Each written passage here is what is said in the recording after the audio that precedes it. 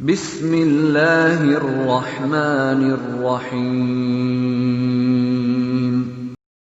فقانیہ اول کے عزیز طلباء و طالبات، جیسا کہ آپ بخوبی واقف ہیں کہ بہار اسٹیٹ مدرسہ ایجوکیشن بورڈ پٹنہ کی جانب سے آپ کے لیے آن لائن کلاسز کا اہتمام کیا گیا ہے۔ یہ سلسلہ کئی روز سے جاری ہے اور آپ کا سبق آن لائن چل رہا ہے۔ ہم امید کرتے ہیں کہ آپ نے سبق کو دیکھ بھی رہے ہوں گے، سن بھی رہے ہوں گے اور سمجھ بھی رہے ہوں گے۔ ہم آپ کو جو پڑھا رہے ہیں فقہ سے متعلق، وہ مختصر القدوری ہے، کتاب کا نام ہے۔ آپ کا سبق 2-3 روز پہلے سے جو ایک چل رہا ہے کتاب المضاربت کے تحت۔ آج کتاب المضاربت کو ہم لوگ ختم کر دیں گے، اس چیپٹر کو اور اس بحث کو۔ کچھ مسائل ہیں، صاحب کتاب اس کو بیان کریں گے۔ کیا مسئلہ ہے آج کا مسئلہ؟ آج کا مسئلہ یہ ہوگا کہ اگر مال مضاربت میں نے آپ کو 10,000 روپے دیے یا 5,000 روپے دیے کہ آپ کوئی کاروبار کیجیے اور آپس میں جو نفع ہوگا وہ آپس میں تقسیم کر لیں گے۔ صاحب کتاب کا رہیں گے کچھ ہلاک ہو جائے، میں نے آپ کو 5,000 روپے دیا، 1,000 روپے آپ سے ہلاک ہو گیا، نقصان ہو گیا، ضائع ہو گیا، پیسہ ڈوب گیا اصل پونجی میں سے، تو اب کیا ہوگا؟ یہاں پر تو میرا نقصان ہے۔ صاحب کتاب کا رہیں کہ 1,000 روپیہ ڈوب گیا ہے کسی وجہ سے صحیح، تو اس کی بھرپائی یعنی اس 1,000 کی بھرپائی جو ہوگی وہ نفع سے کی جائے گی۔ وہ کیا کی جائے گی؟ یعنی نفع میں سے لیا جائے گا تاکہ میرا نقصان نہ ہو، یعنی اصل پونجی کا نقصان نہ ہو۔ کیوں کہ اصل پونجی یہ اصل ہوا کرتا ہے اور جو منافع ہوتا ہے وہ تابع ہوتا ہے۔ اس لیے پوری کوشش یہ کی جاتی ہے کسی بھی چیز کے اندر کہ اصل ضائع نہ ہو، اس لیے منافع سے اس اصل پونجی کی بھرپائی کی جائے گی۔ اسی کو کہہ رہے ہیں صاحب کتاب وَمَا هَلَكَ مِن مَالِ الْمُضَارَبَةِ فَهُوَ مِنَ الرِّبْحِ دُونَ رَأْسِ الْمَالِ۔ کہہ رہے ہیں کہ اور مال مضاربت میں سے جو ہلاک ہو جائے تو وہ نفع میں سے ہو، تو وہ نفع سے ہوگا نہ کہ اصل پونجی سے۔ وہی بتلا دیے کہ اگر مال مضاربت ہلاک ہو جائے تو اس نقصان کو رأس المال کے بجائے نفع سے پورا کیا جائے گا، کیونکہ اصل پونجی کیا ہے؟ یہ اصل ہوتا ہے اور نفع کیا ہوتا ہے؟ تابع ہوا کرتا ہے۔ اس لیے ہلاکت کو جو ہے نا تابع کی طرف پھیرا جائے گا، یعنی منافع سے اس کو پورا کیا جائے گا۔ یہ بات تو ختم ہو گئی۔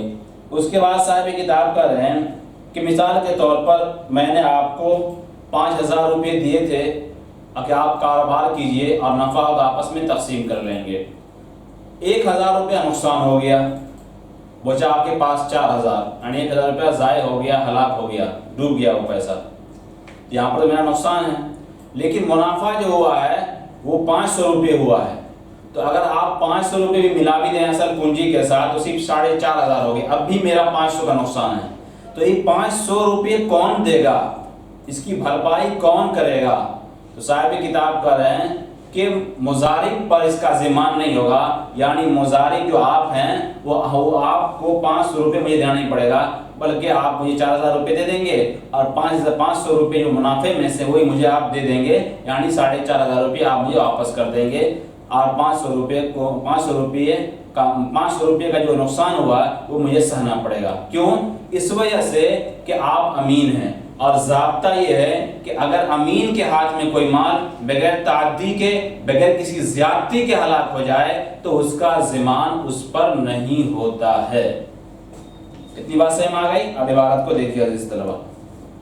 وَإِنْ زَادَ الْهَالِكُ عَلَى الرِّبْحِ فَلَا ضِمَانَ عَلَى الْمُضَارِبِ فِيهِ۔ کر رہے ہیں پس اگر ہلاک ہو جائے، پس اگر بڑھ جائے ہلاک ہونے والا مال نفع سے تو اس میں ضمان مضارب پر نہیں ہے۔ وہی بتلا دیے اگر اتنا مال ہلاک ہو جائے کہ نفع سے بھی بڑھ جائے تو مضارب اس کا ضامن نہیں ہوگا۔ میں نے بتلا دیا اس کی شکل کیا ہوگی، اس کو میں نے واضح کر دیا۔ اس کے بعد صاحب کتاب کر رہے ہیں کہ دو آدمی، مثال کے طور میں نے آپ کو 5,000 روپے دیے تھے کاروبار کرنے کے لیے، آپ نے کاروبار کر بھی لیا، کاروبار کرنے کے بعد 1,000 روپے کیا فائدے بھی ہوئے۔ اس کے بعد میں نے کہا کہ ایسا کیجئے کہ آپس میں نفع کو تقسیم کر لیتے ہیں، تو کہا ٹھیک ہے، تو 500 روپیہ آپ نے رکھ لیا، 500 روپیہ آپ نے مجھے دے دیا، اور پھر آگے کاروبار بڑھ گیا، مطلب پھر کاروبار آپ نے شروع کیا، تو کہہ رہے ہیں کہ منافع تقسیم کر لیا ہے، لیکن عقد مضاربت جو ہمارے اور آپ کے درمیان ہے وہ باقی ہے، اس میں کوئی دقت نہیں آئی ہے، اور اس کو میں نے ختم نہیں کیا ہم دونوں نے، لیکن اتنے میں کیا ہو گیا کہ مال ہلاک ہو گیا، جو میں نے آپ کو دیا 5000 روپے کا اصل پونجی جو میرا ہے وہ ہلاک ہو گیا پورا کا پورا، یہ کہ اس کا بعض حصہ یعنی 1000 2000 روپے کیا ہے ڈوب گیا، پونجی آپ کے پاس ادھار لگ گیا تھا، کوئی لے کے بھاگ گیا، یعنی کسی وجہ سے وہ ہلاک ہو گیا، تو اب کیا ہوگا؟ تو کہہ رہے ہیں کہ اس کو لوٹایا جائے گا نفع کی طرف۔ کیا مطلب ہے؟ یعنی نفع جو ہم دونوں آپس میں تقسیم کر لیے تھے، ہم دونوں پھر نفع کو ایک جگہ جمع کریں گے، اور اس نفع سے اصل پونجی کی بھرپائی کی جائے گی جہاں تک ممکن ہو سکے۔ مثال کے طور پر اگر 1000 روپیہ ڈوب گیا تھا اور 1000 منافع بھی ہوا تھا، 500 روپیہ آپ نے لیا تھا، 500 روپیہ میں نے لیا تھا، تو 500 روپیہ آپ بھی جمع کریں گے، 500 روپیہ ہم بھی جمع کریں گے، اور اس 1000 روپیے کو جو منافع کا تھا اس کو اصل پونجی کے ساتھ کیا ہے جوڑ دیں گے، شامل کر دیں گے، تاکہ اصل پونجی کا نقصان نہ ہو۔ اسی کو کہہ رہے ہیں صاحب کتاب کہ جب وہ دونوں تقسیم کر لیں منافع کو اور مضاربت علیہ، عقد مضاربت تو باقی ہے، البتہ صرف منافع تقسیم کر لیا ہے، ثم ہلک المال کلہ، پھر کہ تمام کے تمام مال ہلاک ہو گیا، اصل جو پونجی تھی، او بعضہ، یا اس کا بعض حصہ ہلاک ہوا ہے، تراد الربا، کریں کہ دونوں یعنی مضارب بھی اور رب المال بھی دونوں منافع کو کیا کرے واپس کر دے گا، حتی یستوفی رب المال رأس المال، یہاں تک کہ رب المال یعنی جیسے میں ہوں یہاں پر راس المال کو کیا کر لے وصول کر لے، کیونکہ اصل پونجی جو ہے نا پوری ہونے کے بعد ہوتا ہے، اور یہاں اصل پونجی میں کمی ہو گئی ہے، اس لیے اس نفع واپس کر کے اصل پونجی پوری کریں گے۔ یہ کوشش یہی کی جائے گی کہ اصل پونجی کا نقصان نہ ہو، نفع کا نقصان ہو تو نہ ہو، کوئی دقت کی بات نہیں، کیوں میں نے پہلے بتا دیا عزیز طلبہ کہ نفع کیا ہوتا ہے، یہ تابع ہوا کرتا ہے، اور پونجی جو ہوا کرتا ہے وہ اصل ہوا کرتا ہے۔ اس کے بعد صاحب کتاب کر رہے ہیں کہ یہ بات تو ہو گئی کہ جو نقصان ہوا تھا، جو ہلاک ہوا تھا اصل پونجی میں سے، اس کی بھرپائی ہو گئی نفع سے، اس کے باوجود بھی نفع کچھ ذرا ہو گیا تھا، اس کے باوجود بھی کچھ نفع بچ گیا تھا۔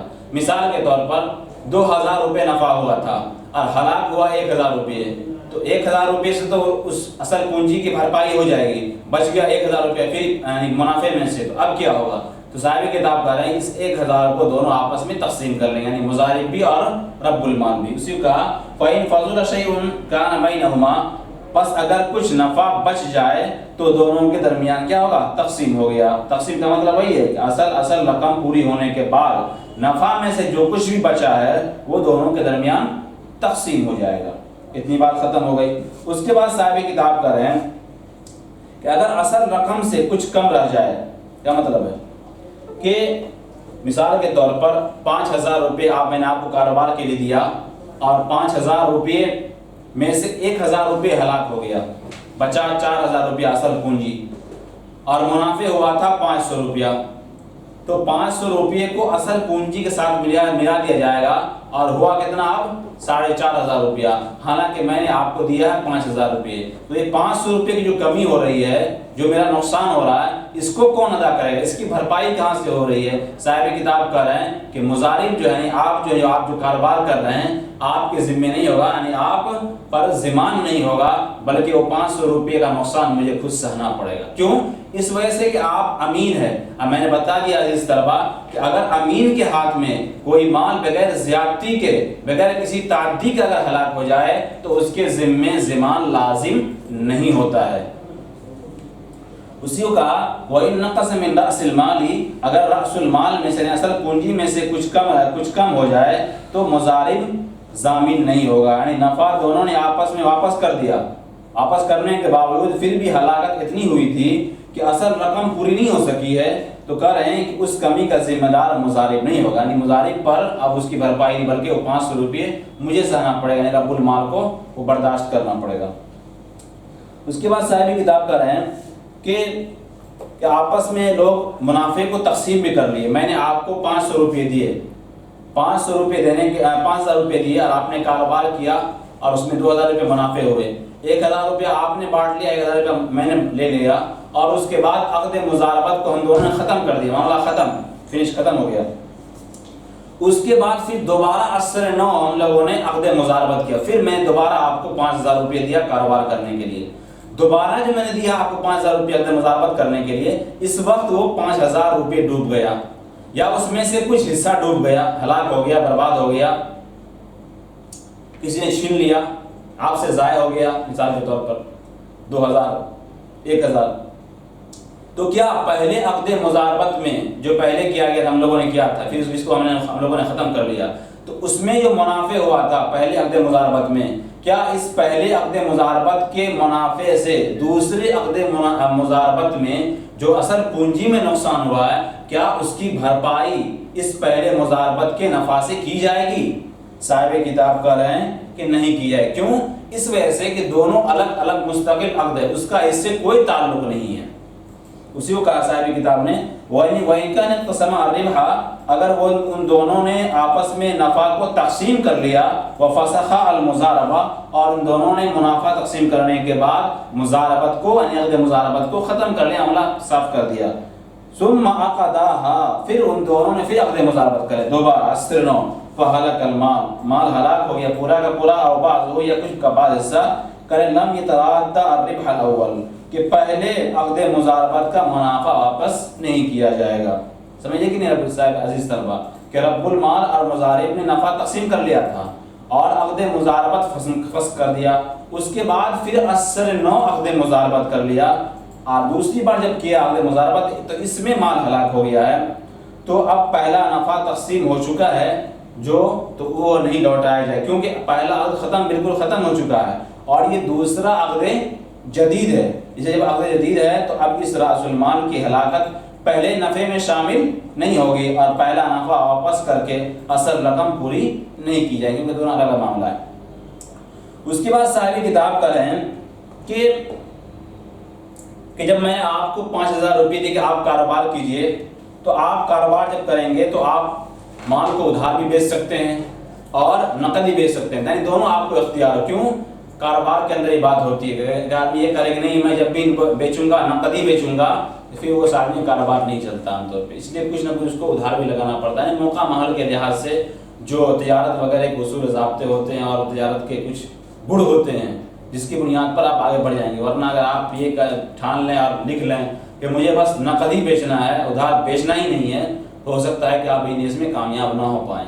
اس لیے جب کریں عقد مضاربت ہو گیا تو مضارب کے لیے اختیار ہے، یا تو وہ ادھار بھی بیچ سکتا ہے اور نقد بھی بیچ سکتا ہے. اسی کو رہے ہیں وَيَجُوزُ لِلْمُضَارِبِ أَنْ يَبِيعَ بِالنَّقْدِ وَالنَّصِيحَةِ، اور جائز ہے مضارب کے لیے کہ نقد اور ادھار دونوں طریقے سے فروخت کریں. کیا مطلب ہے؟ یعنی مضارب کو نقد اور ادھار دونوں طرح بیچنے کا حق ہے. کیوں؟ اس وجہ سے کہ تجارت کے اندر دونوں طرح بیچنے کا رواج ہے.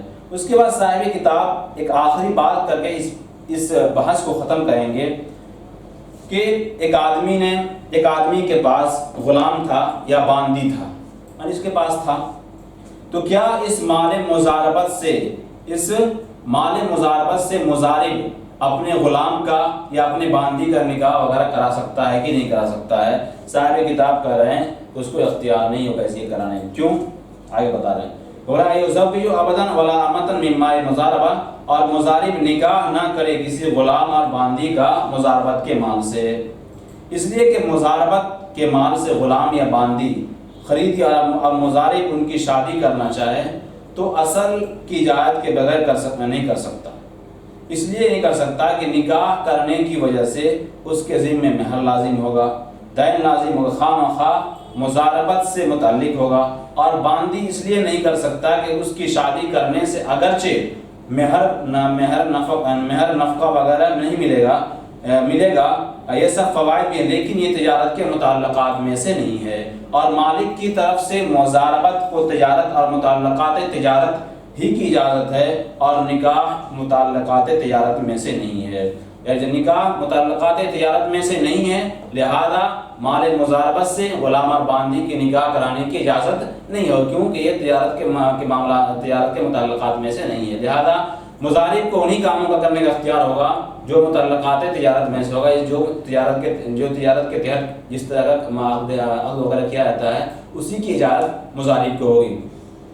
عزیز طلبہ، کتاب المضاربت یہاں مکمل ہو گیا ہے. انشاءاللہ آئندہ کل پھر آپ کے سامنے اس سے آگے لے کر حاضر ہوں گے. آپ کو اس سبق کے سمجھنے میں کہیں پر کوئی دقت پریشانی اور دشواری لاحق ہوئی ہو تو آپ اس کو کمنٹ باکس میں ضرور نقل کریں. انشاءاللہ آپ کے اس اعتراض کا